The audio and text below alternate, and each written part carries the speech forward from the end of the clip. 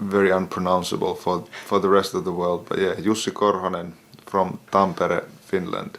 But I'm a skateboarder and I play guitar pretty damn well.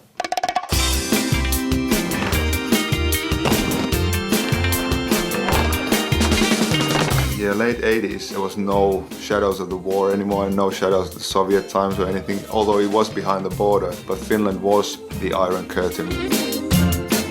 Slightly harder than for the Western Europeans to, to get access to pop music or skateboards or any of that stuff. And finally, 87, 88, the whole skateboarding thing came in an updated version that was catching up with the rest of the world, and all of a sudden we had it. I wasn't a ramp skater. I had skated for a couple of years on streets. Then the ramps, we finally got that a few years later. I knew I wanted to be a skater, but the ramps were something that fulfilled the picture of what I thought it should be. I was waiting for the ideal tool to happiness.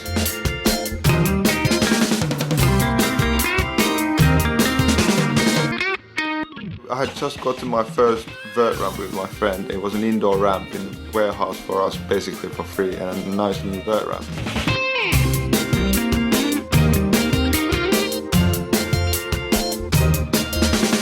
Within a few months, nobody was using it, and skateboarding was changing, and it became more and more distant to what I thought it should be. It didn't take me long to go back to playing guitar with my music friends and probably do something else, and the pressure flip didn't really seem that interesting. At that period in my life, I felt like a normal kid. I didn't feel like a skateboarder weirdo, what I really am.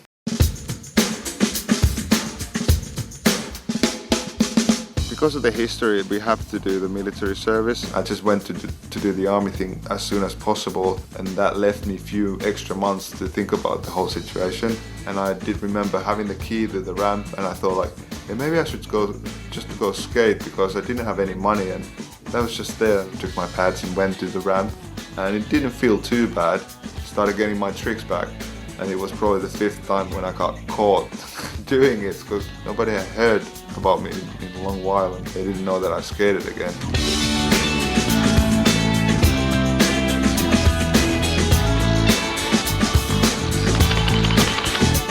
I started hanging out with the street skaters, and people were kind of like, yeah, vert's kind of okay again, and I became the vert skater of their gang.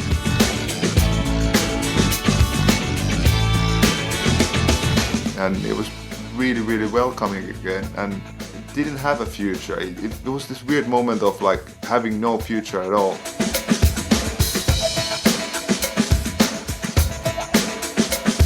I was skating vert by myself, but skating street with the other people, and somehow they started feeding each other. These two different ways of skating feeded the whole complete picture of what I thought about skating.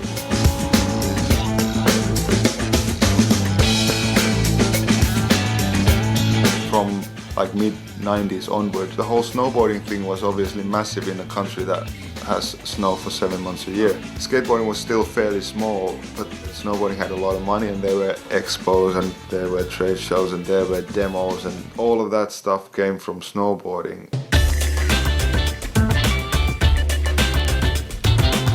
Through snowboarding I met Justin Allison, and he invited me to Brighton, UK. He had a clothing company, he had a team, and if we came, we could make a tour and see how UK is like.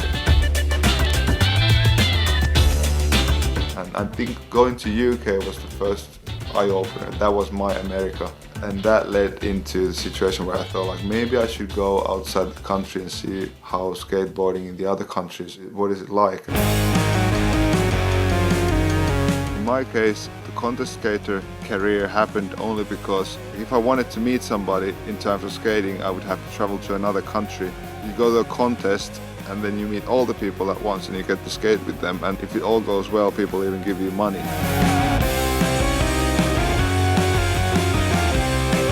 Money kind of always makes things serious. Although you get money from skating, you lose something else because you're trading.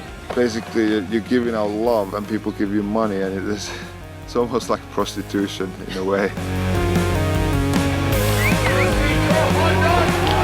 When you skate by yourself, the ingredients are spiritually different because they come from you. But in the contest situation, the other people are your demons and angels. they are part of the play.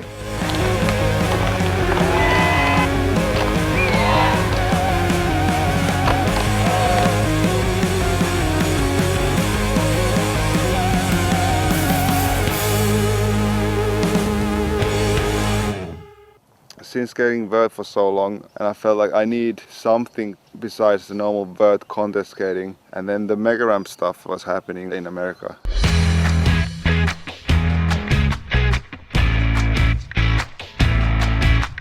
And whenever I was there, I was always kind of like, okay, can somebody take me there? And then one time Adam Taylor, he needed a person to go with, and I was like, okay, here's the moment, let's do this for Finland. I'm gonna go and skate the mega ramp.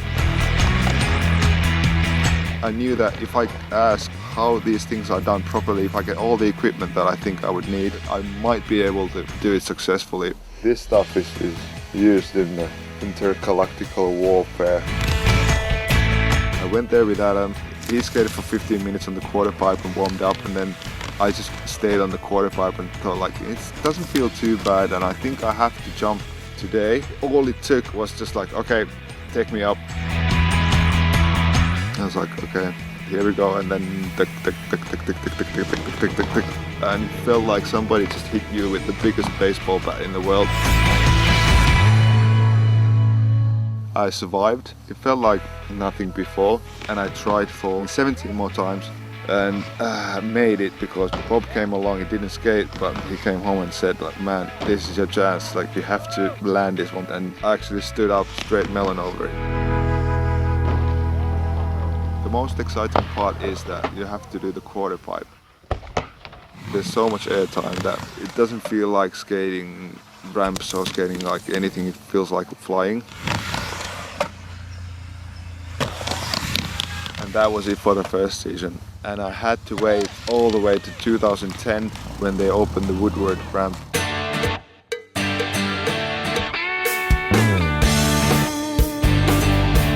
I already kind of knew what it takes to learn a trick, and I went there in order to learn a 360. That was my dream, and it had been snowing. We got to the camp.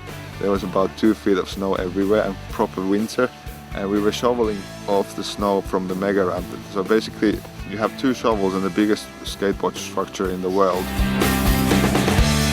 On Wednesday finally it was warming up, that the rest of it was melting, and we started skating. And on Friday of that week I actually did my first 360 into a backside air.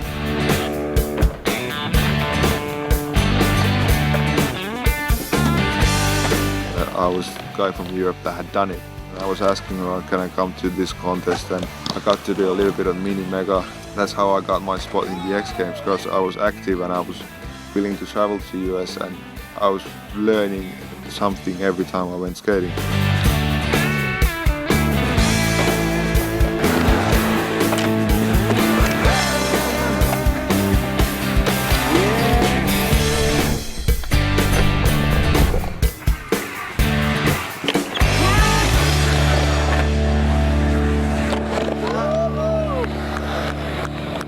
I had started a family already around the time when I finally got the chance to skate mega ramp, and I thought like, I'm not gonna be able to keep doing this, and it's not possible if I have children to look after a few years time. And since I had already been building ramps and I had my own vert ramp that needed to be renovated, I thought like, if I need to build something bigger, I should do it in the backyard ramp here at the summer house.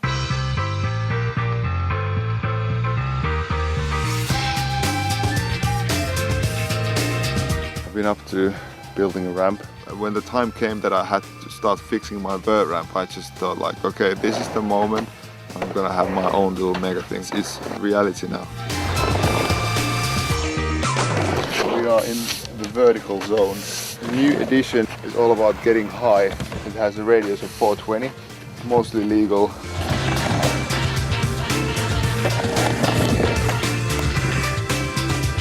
I needed a place where I can create the stuff and keep some of it for myself. It's very simple.